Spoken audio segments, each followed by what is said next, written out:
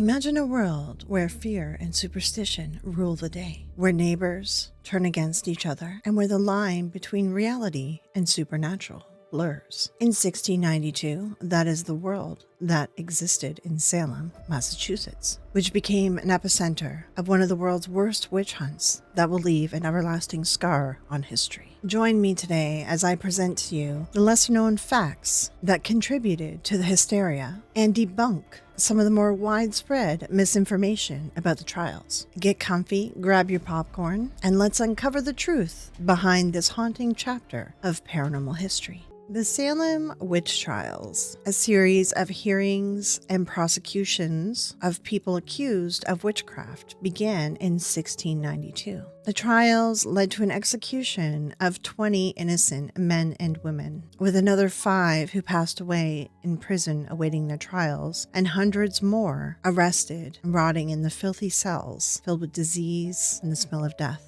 The trials were fueled by a toxic mix of superstition, fear, and religious extremism. As neighbors turned against each other, even children weren't spared from the frenzy. But what were the ulterior motives behind the accusations? How did this whole hysteria even start? And why did it get out of control so quickly? The trials have been attributed to a combination of things. Some of them have even been debunked. But for us to get to the bottom of things, let's take a look at the whole picture and the history of what led up to the trials even beginning.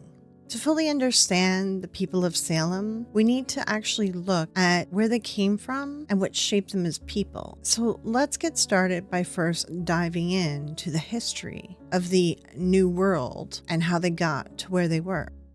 The Aboriginal Wars.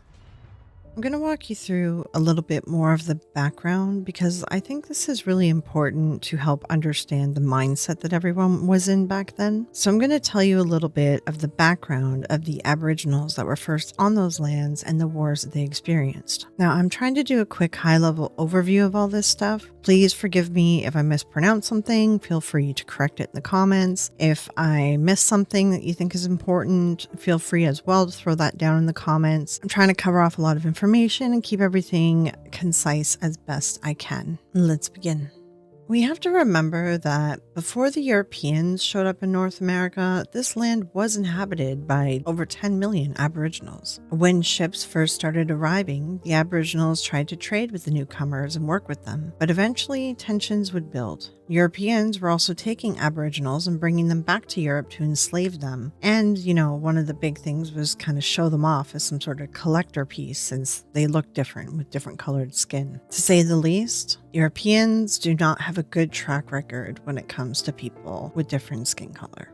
Now, regarding where Salem's history fits into this, for this particular time in history, we will be discussing 2 tribes, the Wampanoag tribe and the Wabanaki tribe. Just a quick note while I'm editing, it wasn't the Wabanaki tribe, it was a Wabanaki confederacy, which was an agreement between multiple tribes, but I do go on to explain it further here. The Wampanoag tribe was also known as the people of the first light. They inhabited present-day Massachusetts and eastern Rhode Island for more than 12,000 years. They consisted of a variety of tribes, societies, and cultures whose numbers were larger than who inhabit the area this present day. So, with the colonists so low in numbers when they arrived, how did millions of Aboriginals dwindle down into such a small number for colonists to be able to go to war with and win? Well, it goes back to disease, essentially. And this was known as the Great Dying between 1616 and 1619. Native American Aboriginal people were isolated from the rest of the world, thus protecting them from foreign illness and plagues. So they lacked immunity to the pathogens that Europeans brought with them. And before the Mayflower arrived, this is when the Great Dying occurred.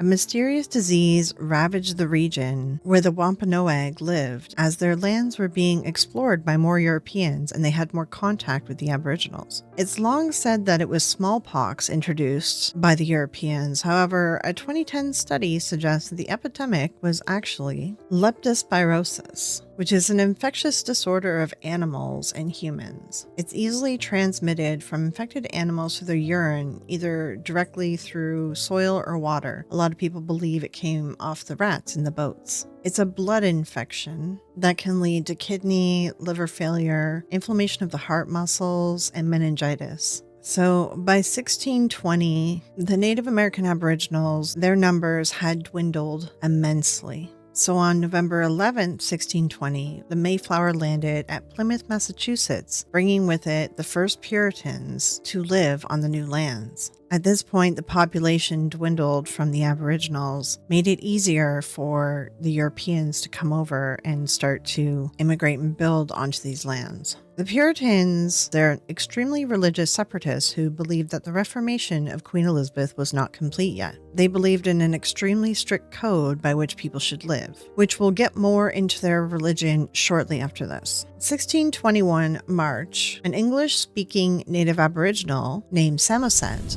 was visiting the Wampanoag chief, Osumiquin, known as Massasoit. Samoset had learned English from the fishermen who had frequented the waters off the American coast. He introduced the Europeans to the Wampanoag chief, which was an important moment in developing relations between the two cultures. The chief would have sensed an opportunity to align themselves with the new colonists from England in order to protect his people from the Narragansett tribe, as during the Great Dying, the Wampanoag had died in great numbers, where the Narragansett was actually still strong and not many of them passed away. So there was a bit of conflict between the two tribes and a bit of concern that the Wampanoag would be wiped out by them. And the new colonists aligning themselves with the Wampanoag, the Narragansett sent the new colony a thread of arrows wrapped up in snakeskin. The governor at the colony at the time, William Bradford, filled the snakeskin with powder and bullets and sent it back.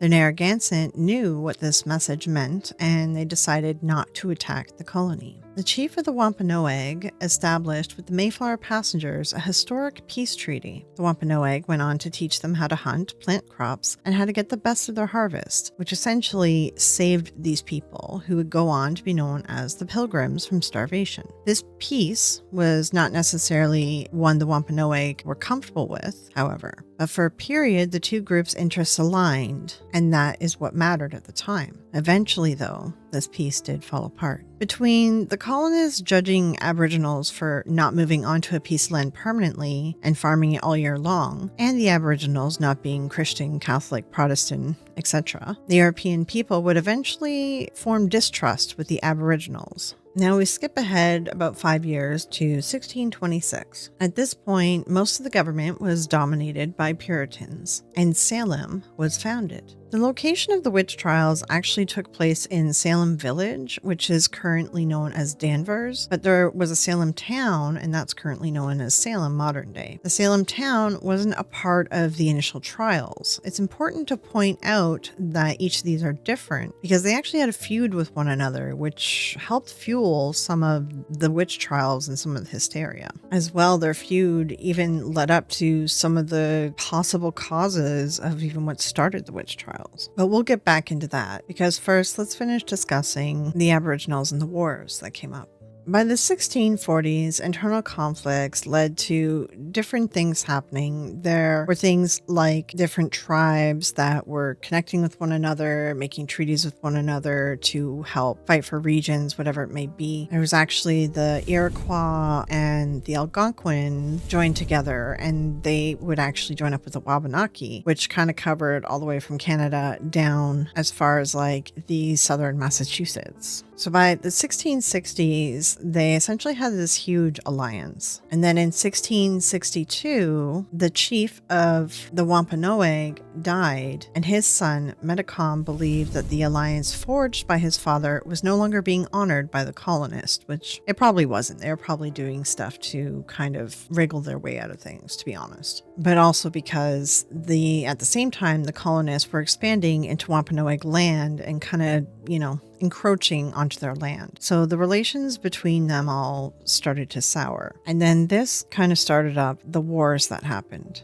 The key ones that really affected the people of Salem, first we start off with the King Philip's War, and this was from 1675 to 1678. Metacom was actually named King Philip by the English, led an uprising of the Wampanoag, the Nipmuc, Pakumtuk, and Narragansett tribes. They all rose up together to fight the biggest army the colonial leaders had, and the colonial leaders actually fought in coalition with some of the other tribes whose interests it were to, I guess, take out these tribes. The United Tribes in southern New England attacked 52 of the 90 colonial settlements and partially burned them down. This was seen as a final attempt to drive the colonists out of their lands, and the war lasted 14 months. Interestingly enough, this war was very bloody and very scary, and it's actually considered the deadliest war in American history, even though people don't really talk about it too much. The armies burned down villages, they killed women and children. The war decimated Narragansett, Wampanoag, and many smaller tribes, paving the way for more English settlements. Thousands were killed, wounded, or captured and sold into slavery. And it was sad. Decades after the Wampanoag helped the English survive in these lands, they were now enslaved to those very people. The English would not have survived without their help. They were not prepared for the winters, and they were not prepared for having to work these lands with the different seasons. And it's just sad how this turn of events came up. So the Wabanaki Confederacy kind of formed with all of this. When King Philip's War ended, it wasn't soon after that another war began with the Wabanaki leading the charge. And again, it's the same thing, very bloody, very sad, just everyone decimated.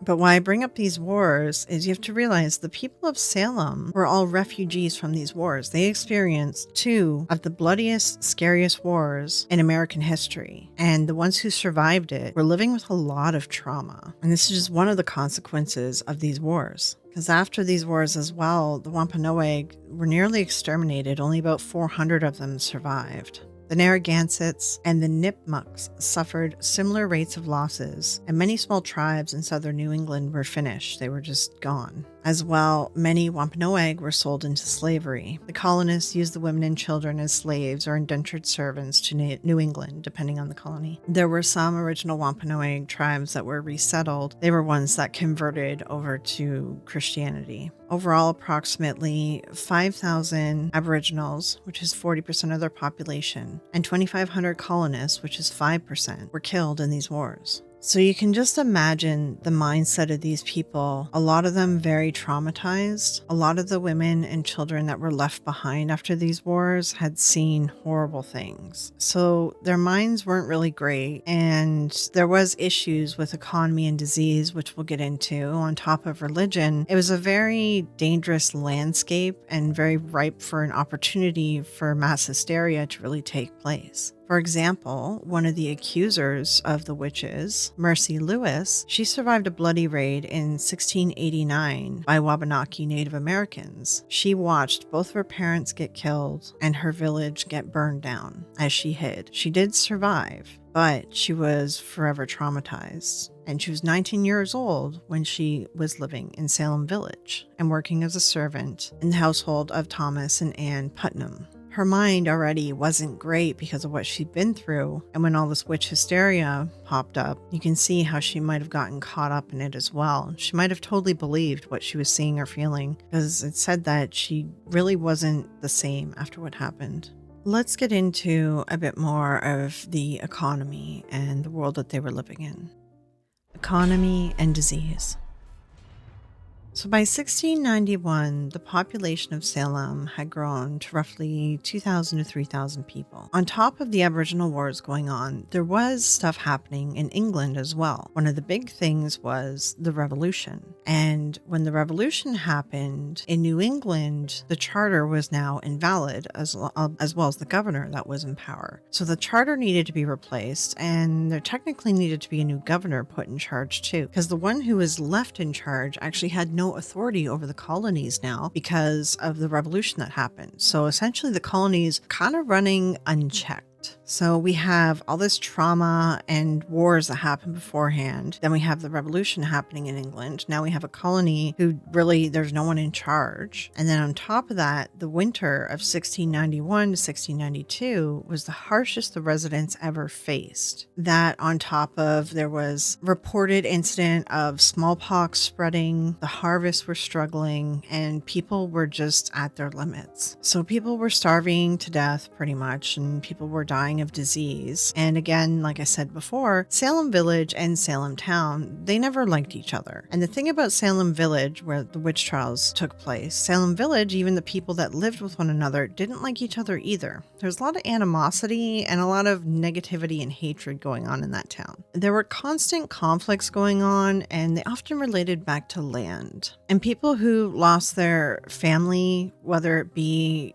to the wars that happened or to smallpox or starvation, the people who were left behind, if the father figure died, the people who were left behind, pretty much they had no control over the money. So their assets and everything got taken away from them, and they were left as beggars or to work as servants. So there was a lot of social and economic division going on, and from that developed personal vendettas, and just in general, on top of that too, we have the religion, which we'll get into too. It just kind of fueled the fire for this fervor that led to the accusations and trials. Now, this section here is going to be pretty short, as I'm going to kind of wrap this up as we want to hop into religion, but I just wanted to pull out the economy and disease kind of area so you understand the other pressures that were going on. We have, mental health crises going on, which, no one really believed in mental health back then. They didn't understand it to believe in it. We have people dying of smallpox, people who once had money, then their father figure of the house died, then they lose everything and they're left to be beggars or servants. So that caused a lot of animosity. People's lands being taken from each other as well, that caused a lot of issues. And there was just all this stuff happening on top of the harsh winter and the stress of even living in these lands. So it's important for us to understand the complex interplay of all these factors, because it's crucial to comprehending why the Salem witch trials happened, or at least why they were so fueled by such hatred and why they got so out of control. A lot of it stems from this kind of world that they were all living in and the world that they all came from. But, of course, the biggest factor is religion, as that started most of it. So let's talk about that a little bit more. Religious fervor. Back to the Puritans. Like I said before, they were an extremist religious movement who believed that Queen Elizabeth's push of religion really wasn't finished yet. But they were extremist religious people. So you have to realize, to them, every little thing could be a sin. The Puritans lived an extreme pious lifestyle, and that definitely did not help the situation when things in their life started going wrong. Now, one of the major reasons between the conflict between Salem Village and Salem Town was religion. It was religious independence. Salem Village wanted their own congregation separate from Salem Town. They wanted to hire their own reverend. A few reverends came in, but they left after not being paid. Salem Village just didn't really have the funds to pay for a reverend. And then another reverend also left after Salem Town refused to ordain them. So they either had to have a non-ordained reverend, which they could barely pay, or hope that Salem Town would actually ordain their reverend. So there's a bit of animosity going on because of this. Eventually, the village did get the chance to actually choose an ordained minister, but the village was split between two choices. They eventually voted in Samuel Parris, but he just barely won by a hair, which actually caused further tensions and resentments, because the people that wanted the other person in, they were upset. Also because Parris he didn't right away accept the position. He took his sweet time to accept it. This made his non-supporters even more angry. So there was a division happening there as well. Half the people in the village didn't even like this guy, and he was supposed to be their reverend, which was a big deal to the Puritans. This was sort of like the guy in charge, the mayor, the person you go to for all your problems and for your soul and protection. This was a big deal to them. Now, it's not written anywhere specifically, but we can only surmise that a lot of people didn't like Samuel Parris because he was a very toxic person. He actually was a huge toxic influence on the town, and he's sort of responsible, or at least he played a huge role in why the witch trials got so out of hand. Rather than being a good reverend and trying to resolve disputes and help neighbors get along with one another, he would instead search for the smallest moral failing on each side and blame whoever was the bigger sinner. But in blaming them, he actually inflicted severe and public punishments in front of the townspeople to further humiliate the sinner. So instead of being, a pious good man of God and helping people get along, he just drove people further apart. So this poor treatment of his congregation, coupled with the Puritan belief system, which emphasized the presence of evil and the devil's influence, really created an environment ripe for hysteria. Widespread fear of the devil, religious fanaticism, and social tensions within the community was just starting to grow even more and more. And the first girls who actually had fits set off, the witch trials, one of the girls was the daughter of this reverend, and the other one was the niece of the reverend. So some people theorize that possibly because of his overly strict nature, he may have caught the girls playing a game or doing something that may have been considered like pagan or old world, and this could have sparked the first fits and lies to get them out of trouble, and it just spiraled out of control after that. However, with how strict this man was, they could have even just been playing like Ring Around the Rosie or something, and that could have led to some pretty severe punishment that the girls were scared of. Then they just decided to have a fit. Now, I'm going to do a little bit of a breakdown up next of what happened during the witch trials and explain some of the people involved in it. After that, we'll discuss debunking and further explaining or, helping to define some of the most common things that people talk about as reasons why the trials happened as well. But before we get into that, one of the big things I'll point out, and I'll probably mention it again during the debunking thing, is back in the Puritan times, witches were not the witches that we know of. They weren't even the witches that were being hunted over in Europe, which were usually pagan women or medicine women, things like that. To the Puritans, witches were literally people who made pacts with the devil. So it had nothing to do with old pagan traditions. It was literally just devil related. And it could be men or women, whatever it may be. So their idea of a witch was a little bit different, as the original witch hunts in Europe was really about trying to get rid of the remaining pagan believers and trying to get people to convert to Christianity, on top of other things, stealing land, etc. But, it originally was being fueled by a lot of that, trying to get rid of the pagan strongholds that were still kind of left. But in Salem, with the Puritans, it was really just about devil worship. But let's do a little breakdown of what happened during the trials. The Salem Witch Trials.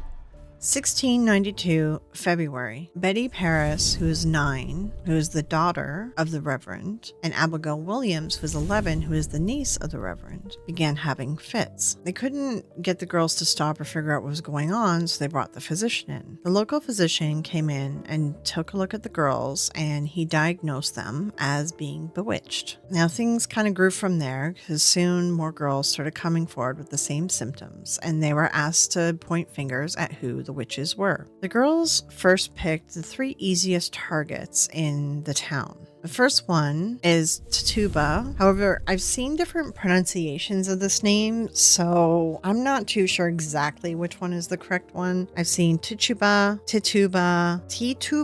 There's all sorts of different ones that I've heard, so I don't know exactly which one is the correct pronunciation. I'll probably end up flipping between Tituba and Tituba. I always grew up calling her Tituba, but I'll try to go with Tituba, as that's one I've heard most often. Tituba we will discuss again as well in the debunking area, because there's a little bit of confusion of her background. But let's move on with the story first. The next person to be picked out was Sarah Good. Sarah Good actually came from a wealthy family. Her father ran a local tavern and he did really well for himself. But he ended up dying, and when he died, she could not inherit his money. So she ended up with nothing. She ended up becoming a servant, and she ended up marrying a servant who then died as well, and then she inherited his debts. So she doesn't get to inherit money, but she gets to inherit the debts of the men who died around her life. So it's a little rough. She was left homeless, pregnant, and forced to beg. A lot of people didn't like her because she was a bit odd, and she was very angry with her life, and she would also wander around the streets mumbling, which could be seen as,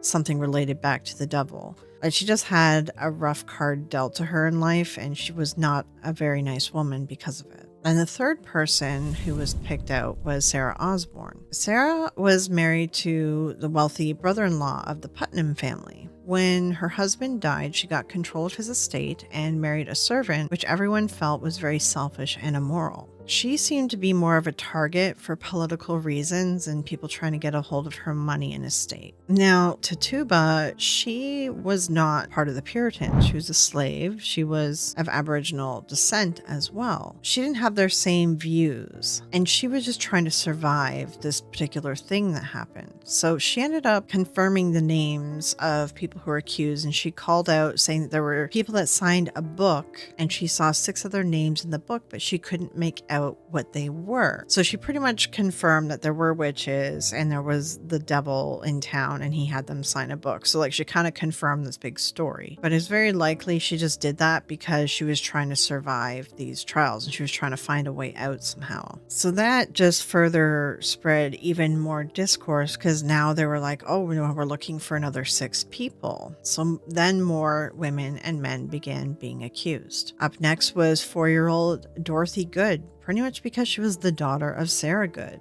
And that was a 4-year-old child that they accused of being a witch, which is just, it's so sad. Then the next to be accused was Martha Corey, because she was a skeptic of the girls and she was starting to question whether the girls were lying. And then with her as well was Rebecca Nurse. And Martha Corey and Rebecca Nurse, they were very devout and pious members of the church. They were very upstanding and they were very well known in the community. They were some of the highest known women, and no one would ever expect them to be a witch. So there was a lot of discourse kind of going on with that when they were accused, because people were either scared that, well, if they could be accused, then anybody could be accused, or if they could be a witch, then anybody could be a witch. So their accusations, I'm getting accused of being witches, stirred up a lot of concern amongst the community. Now, even though these were the first to be accused, the one to be first tried and executed was Bridget Bishop. Now, she was found guilty on a lot of the spectral evidence, which was allowed in Salem witch trials, which was pretty much people saying, I saw a form of her come to me and say she was a witch, or a form of her came to me and pinched me or bit me, or different things like that. And that's where the Salem witch trials are a little bit silly, because they were allowing spectral evidence in, which just allowed for the girls to lie, the original girls who were the accusers to lie, and the ones who hopped on the hysteria to further add to the lies, because there wasn't really any true proof. There's a recent historical interpretation, however, of Bridget Bishop that they suggest that she was actually a resident of Salem town, and thus she wasn't one of the tavern owners of Salem village. They suggest that she didn't even know her accusers, and apparently in her deposition of Salem village, she said to the authorities that she never had seen these people before, and she had never been in this place before. The indictment said that she was from Salem, but it didn't say village. So some people are thinking that maybe she was from Salem town, because apparently she looked a lot and she was confused with Sarah Bishop. So she may have been misidentified during this whole thing as Sarah Bishop. May have been a mix-up. We won't know for sure, but there seems to be some confusion there. After her execution, the courts there, they waited 20 days before continuing the further trials, because they wanted to see if they would get support by the state government and the state's religious leaders to see if what they were doing was okay. As it turned out, the state and the religious leaders applauded the execution. They found no issue with it, and they decided the trial should continue and more execution should happen. The trials went on and time went on, and as time went on, very well-respected people began to be accused, and this is when public approval began to wane. One such incident that caused the public approval to kind of wane is when they accused Reverend George Burroughs of of being a witch. Now, this goes back to who I mentioned before, Mercy Lewis. Mercy Lewis, who was a survivor of one of the Wabanaki attacks, who watched her whole family in her village die. She is one of the people who accused this reverend. And George Burroughs is actually, he's one of the reverends that left Salem Village because he hadn't gotten paid. So there was a bit of it seemed like vendetta reason to accuse him. Also, it suggested, and it does seem like people were using these girls who are in a very odd place to be able to be malleable and accuse who people wanted them to accuse. So some people believed that they were taking advantage of Mercy Lewis, and one of the girls was able to sway all the other girls because of the hysteria, the mass hysteria going on, and accusing Reverend George Burroughs was a bit of revenge for him leaving in the first place. It seemed to be a personal attack. Now, when he was executed, he actually recited the Lord's Prayer as he was being hung. Back then, it was said that a witch could not recite the Lord's Prayer without reading it. So him being able to recite the Lord's Prayer began to turn public opinion against what the Salem Village was doing. The Reverend of Salem Village, he was still telling people, well, the witches, they can use the devil, and the devil can make you believe whatever, make you see whatever, and they could recite the Lord's Prayer because of their magic, they're able to do it. But it's like, well, before it was supposed to be that they weren't able to do it, right? So people's opinion was starting to become split here. Another event that also caused some public opinion to wane was there was a husband of one of the ladies who was also accused of being a witch. And he was accused of being a witch because he was sticking up for his wife, saying she wasn't a witch. His wife, Martha Corey, she was accused and executed for being a witch. Giles Corey, he understood how these trials worked, and the way that they worked is they could not move forward with a trial unless you put in a plea of whether you were guilty or not guilty, and he refused to put in a plea. And a lot of people believe he did this in order to make sure that, as long as he wasn't convicted, then his estate would still go to his children. So when people wouldn't put in a plea, they would then essentially torture them with a form of torture they used back then, which was pressing. They would press a person with stones and rocks until they would put in a plea. So force them essentially to pick a side. But he was determined to ensure that, I guess his kids would be taken care of, or maybe he had an issue with them killing his wife to begin with. Either way, they kept asking him to put in a plea, and his answer would be more weight. So they kept putting down more stones and more stones on him. There's about 2 days of him being crushed under these stones, and then he eventually passed away. His estate did pass to his children because he wasn't convicted of being a witch. This was even further pushing public opinion away from these trials. But the biggest thing that made the trials stop is there was a governor that was eventually put into place, and the new charter put into place. And this governor was put into place after these trials and this witch hunting had already begun. And at first he supported the trials and allowed them to happen. But then eventually, when things started getting really out of control, and we're talking like at this point, there's hundreds of people who've been accused or are sitting in jail awaiting trial. And then someone accused his wife of being a witch. So once the governor's wife was accused, then he called for an end to the trials and the executions and to the witch hunts as a whole. So Governor Phipps ended up dismissing the court of Oyer and Termina on October 29th, thus ending the Salem witch trials. In total, by the end, 19 were hanged at the gallows, 1 was crushed, and 5 others died in custody awaiting trial. 200 people were accused, which is about 10% of the population of the time. And those who died were June 10th was the first one, Bridget Bishop. On July 19th, it was Sarah Good, Rebecca Nurse, Elizabeth Howe, Susanna Martin, Sarah Wilds. August 19th, Reverend George Burroughs, George Jacobs Sr., Martha Carrier, John Proctor, John Willard. On September 22nd, Martha Corey, Mary Easty, Mary Parker, Alice Parker, Anne Putiator, I might have this pronunciation wrong, Wilmot Red, Margaret Scott, Samuel Wardwell Sr. and the one person who died from the pressing, which is also known as Canfort Adur, who's Giles Corey, and that was September 19th.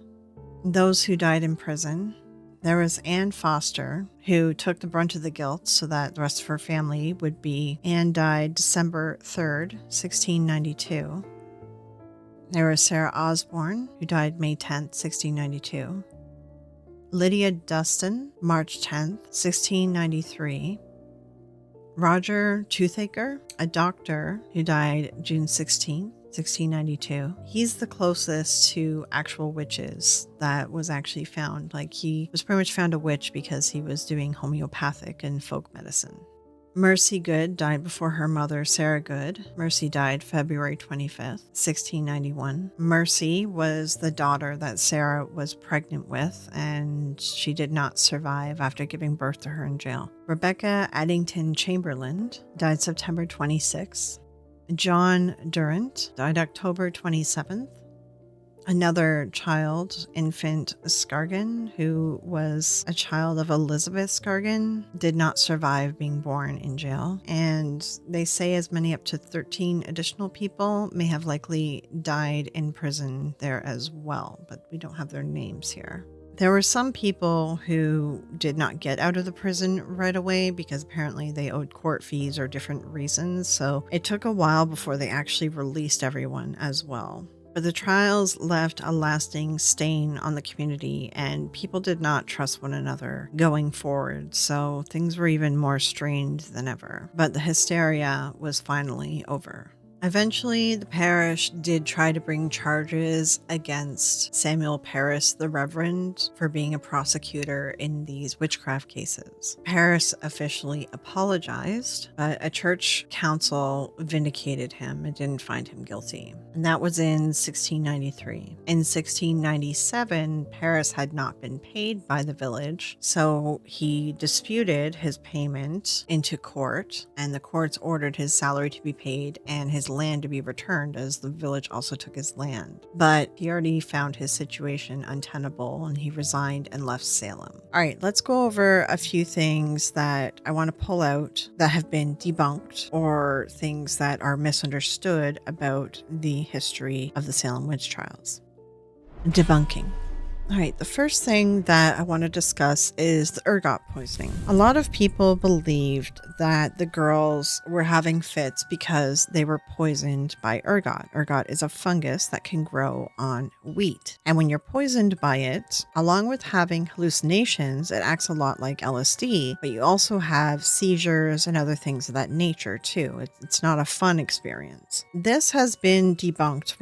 When this was first brought up as a possible reason as to why these initial girls were having fits, it was like a year later that it was debunked, and mainly it was debunked for a few reasons. One, people back then knew what ergot fungus looked like. So that type of fungus wouldn't have shown up in the wheat. It wouldn't have been processed. Because one thing that the Puritans were good at was farming, and they would have recognized if a crop had the black fungus on it. But not just that, the ergot poisoning, it doesn't take breaks. And when these girls were having fits, they would have it for a few minutes and then it would stop and they'd be normal. And then it would start back up again like the next day. Like they might even have like a few hours, for instance. But ergot poisoning doesn't work like that. It doesn't come in waves. If you are poisoned by it and if you're having seizures from it, it's constant seizures and they will not stop. As well, it first just started off with 2 girls. If the wheat was poisoned by ergot fungus, then the entire village would be having the same convulsions and hallucinations, or at the very least, more than 2 girls. So ergot poisoning has been heavily debunked at this point, but it seemed like such a good scientific explanation that that's why people still hang on to it to this day. The reality is these girls were probably just lying, and it's hard to think that children would lie and let people die, but I think just things got out of hand. They were scared of punishment, whatever happened, and they just kind of like things got out of control and they didn't know how to stop it. The next thing that I want to talk about as well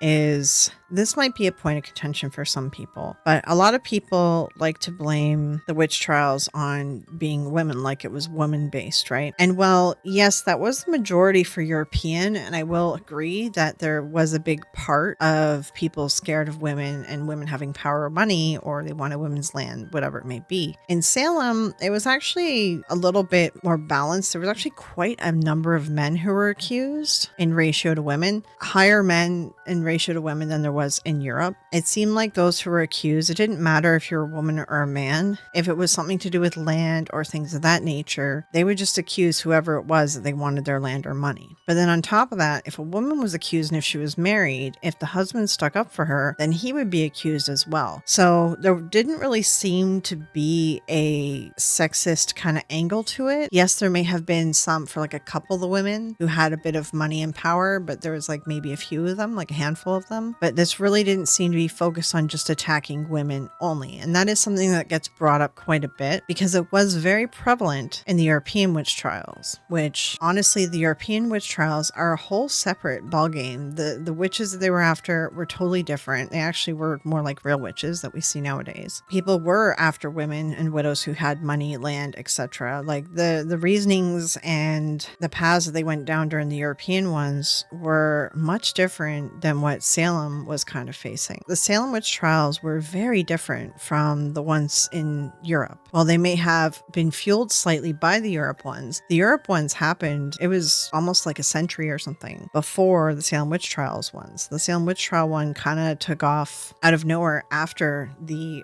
European witch trials had already died down. Now, the next one, I'm just going to touch on this as I thought it was common knowledge that all of the people who were executed, it was all by hanging. But I guess a lot of people believe that there was also burning at the stake happening. I don't know if that's something that's being reiterated by people just passing down misinformation over the years. It could be. But there was more burning at the stake happening in the European witch trials. In the Salem ones, they actually were doing something called, it was like stepping off. They would essentially put the noose around their neck, get them to climb a ladder, and then they would just take their feet and make them step off the ladder. It wasn't even like a classic hanging, which normally with a hanging, the idea is that you break the person's neck so they die quickly. The Salem one, they did not die quickly. It took a while for these people to die. So, I mean, it was probably just as painful or as rough to watch or be executed as even the burning at the stake because it was a very slow death. But all the executions that happened, it was all these hangings.